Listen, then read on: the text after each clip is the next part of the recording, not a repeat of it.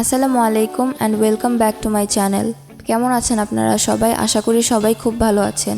বিরিয়ানি, কাচ্চি, তেহারি যেটাই হোক, তার সাথে যদি বুরহানি না হয় তাহলে তৃপ্তি হয় না। আবার আমরা অনেকেই মনে করি ঘরে তৈরি বুরহানি হয়তো রেস্টুরেন্টের মতো হবে না। তো চলুন আজকে রেস্টুরেন্টের মতো বুরহানি তৈরি করা যাক।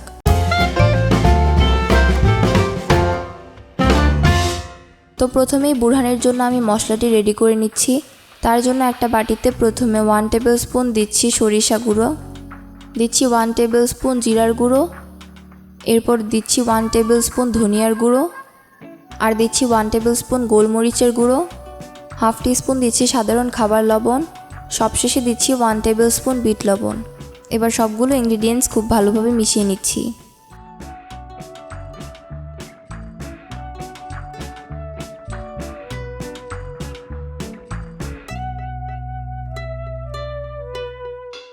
এই তো মশলাটা রেডি করে ফেললাম। মশলাটা একটা বয়মে রেখে সংরক্ষণ করে ঈদের 4 থেকে 5 দিন পর্যন্ত বুরহানিটা তৈরি করে খেতে পারবেন। এবার বুরহানিটা তৈরি করব, তার জন্য একটি মিক্সিং বোলে প্রথমেই দিয়ে দিচ্ছি 1 কাপ ঠান্ডা পানি। এবার আমি এখানে দিচ্ছি 3 টেবিল স্পুন হোয়াইট সুগার, দিচ্ছি 1 টেবিল স্পুন ধনিয়া পাতা বাটা, 1 টেবিল স্পুন পুদিনা পাতা বাটা, আর ঝালের জন্য দিচ্ছি 1 টেবিল স্পুন কাঁচামরিচ বাটা। আর ঝালটা আপনাদের স্বাদ অনুযায়ী বাড়িয়ে বা কমিয়ে ইউজ করতে পারেন।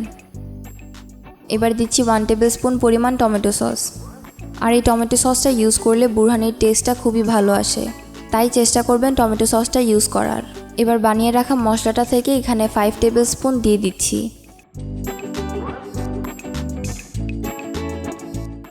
এখন একটা চামচের সাহায্যে খুব ভালোভাবে সব ইনগ্রিডিয়েন্টসগুলো মিশিয়ে নিচ্ছি।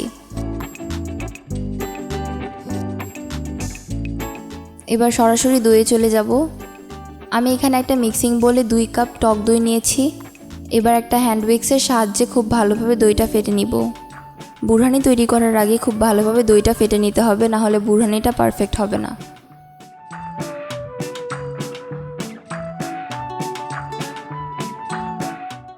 দইটা ফেটে নেওয়া হয়ে গেলে এবার বানিয়ে রাখা পেস্টটা দিয়ে দিচ্ছি। আর পেস্টটা অবশ্যই ছেঁকে ইউজ করতে হবে, না হলে উপরের এই অংশগুলো আপনাদের পেটে যাবে। তো বুঝতেই পারছেন পেস্টটা অবশ্যই ছেঁকে ইউজ করতে হবে।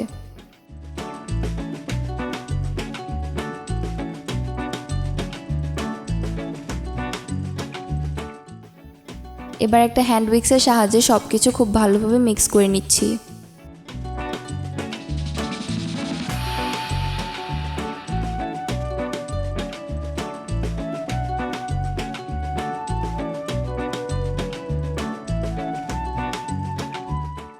তাহলে এই পর্যায়ে এখানে পরিমাণ মতো পানি অ্যাড করে নিলেই হবে। আমি এখানে 1/4 কাপ পরিমাণ পানি অ্যাড করে দিচ্ছি।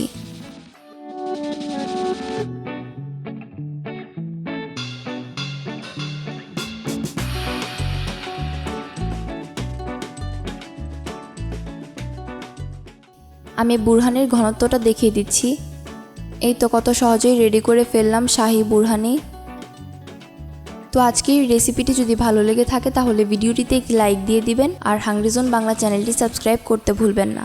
দেখা হচ্ছে নেক্সট ভিডিওতে নতুন কোনো রেসিপি নিয়ে। সেই পর্যন্ত ভালো থাকবেন, সুস্থ থাকবেন। আল্লাহ হাফেজ।